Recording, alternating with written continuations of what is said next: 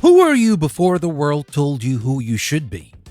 Before the job titles, the expectations, and the quiet weight of other people's dreams were placed upon your shoulders. The journey to discovering your true self can feel like searching for a mythical creature, a perfect, fully formed being hidden somewhere deep inside. But what if I told you that you are not a puzzle to be solved, but a story that is still being written? And you, my friend, are holding the pen. I'm Danny, and this is a new episode from Thinking Out Loud.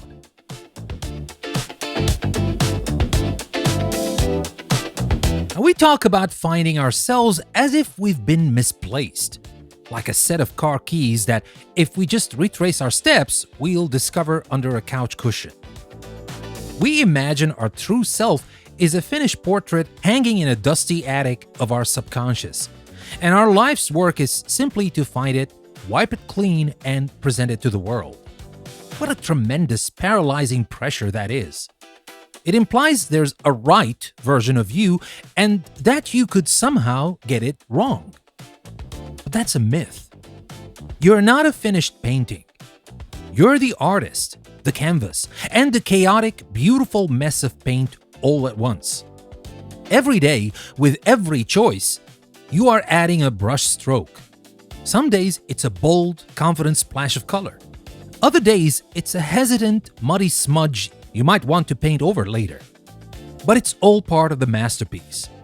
The goal isn't to reveal a pre-made image, but to have the courage to keep painting, to keep creating the person you are becoming. Self-discovery isn't a discovery at all. It's an act of radical, ongoing creation. So, if we're not on the treasure hunt for a static self, what's our compass? How do we navigate this journey of creation? The answer is simpler and quieter than you think. You follow the breadcrumbs. Not breadcrumbs of ambition or expectation, but breadcrumbs of genuine, unadulterated joy.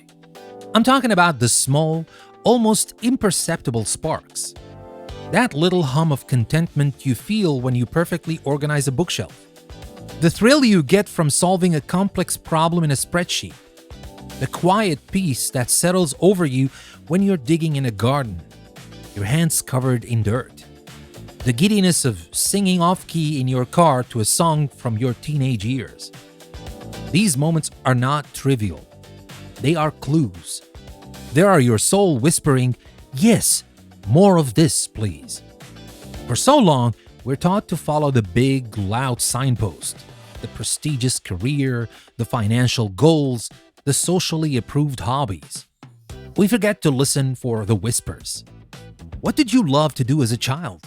Before anyone told you if it was productive or profitable. Was it drawing? Telling stories? Taking things apart to see how they worked? That's your North Star. Following that joy, even in tiny 5-minute increments, is how you add the most vibrant colors to your canvas.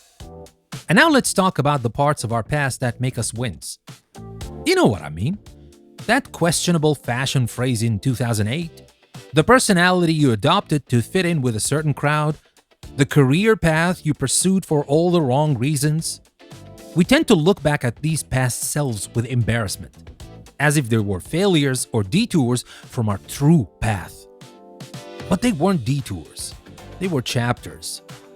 Imagine your favorite novel. Would you rip out the chapters where the hero makes a mistake, trusts the wrong person, or acts foolishly? Of course not. Those chapters are essential.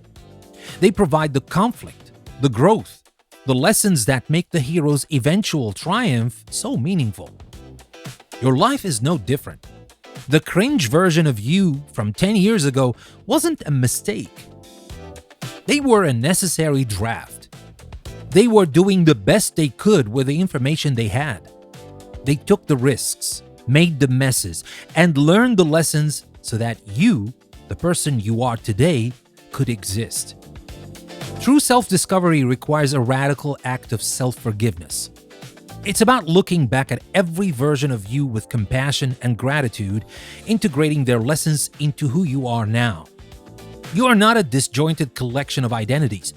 You are a single, epic story and every single chapter belongs. This journey isn't a solo expedition into the wilderness of your soul. We are social creatures, and we discover ourselves in the reflection of others. Pay close attention to the people in your life. Who holds up a mirror that shows you a version of yourself you love and recognize?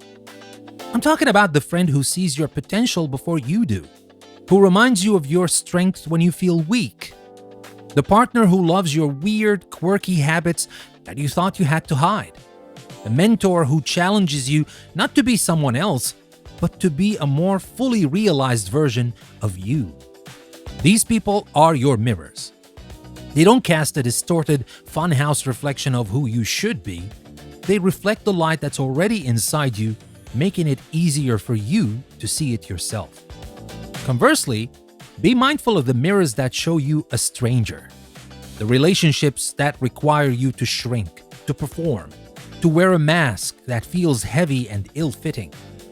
Sometimes the bravest act on the journey of self-creation is to gently put those mirrors down and walk away, thanking them for what they showed you, but choosing to seek out reflections that feel like truth. If you want to know who you are, stop thinking about it and start doing something. Specifically, do something you are absolutely, terribly, wonderfully bad at. Fear of looking foolish is one of the biggest cages we build for ourselves. We stick to what we know, to the skills we've already mastered, because it feels safe. But safety is the enemy of growth. Your true self isn't hiding in your comfort zone. It's waiting for you out on the wobbly, uncertain limbs of the new. So be a beginner. Take that pottery class and make a lopsided, hideous bowl. Try learning a new language and stumble through your first awkward conversation. Attempt to bake a cake from scratch and have it collapse into a sugary black hole. Laugh about it. The goal isn't to become an expert overnight. The goal is to feel the exhilarating terror of incompetence and survive.